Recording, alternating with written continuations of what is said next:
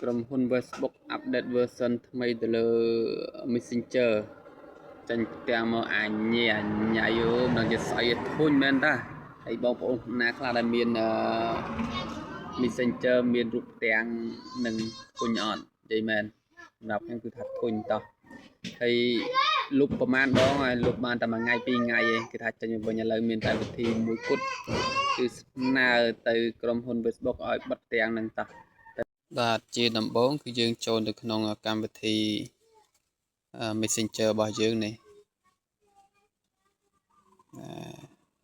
ឃើញនេះនេះផ្ទាំងហ្នឹងយើងចុចឯណាផ្សេងវាអាចនឹងរៀលទៅចូលនឹងធុញ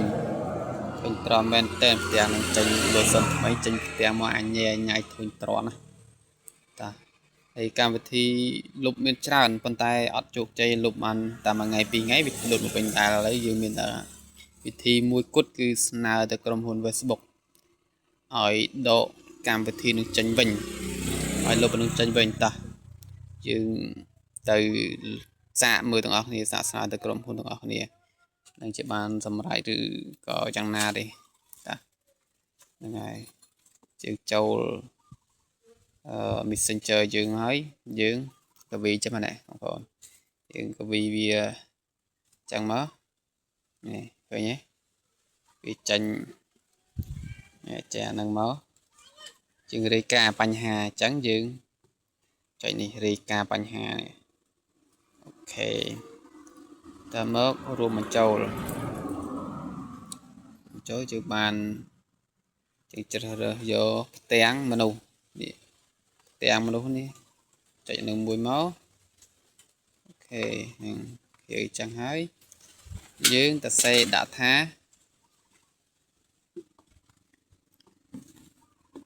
ខ្ញុំមិនចូលចិត្តផ្ទាំងមិនមនុស្សនេះទេសេអញ្ចឹងណា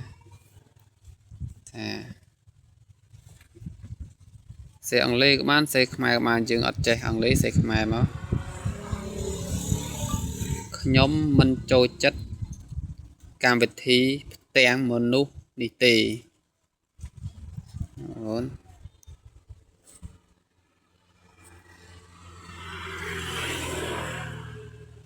ទាំងមនុស្សនេះទេសូមមេត្តាលុបចេញអូខេនេះឃើញទេខ្ញុំមិនចូលចិត្តកម្មវិធីផ្ទាំងចាក់ស្លាប់គឺតែនឹង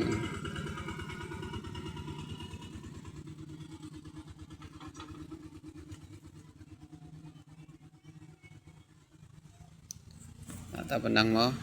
អូខេនេះមើលខ្ញុំមិនចូលចិត្តកម្មវិធីផ្ទាំងមនុស្ស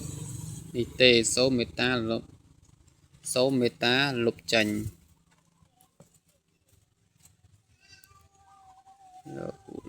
លុបចេញប៉ុណ្ណឹងតមកទៀតយើងបងប្អូននេះផ្ញើយើងផ្ញើទៅក្រុមហ៊ុនណា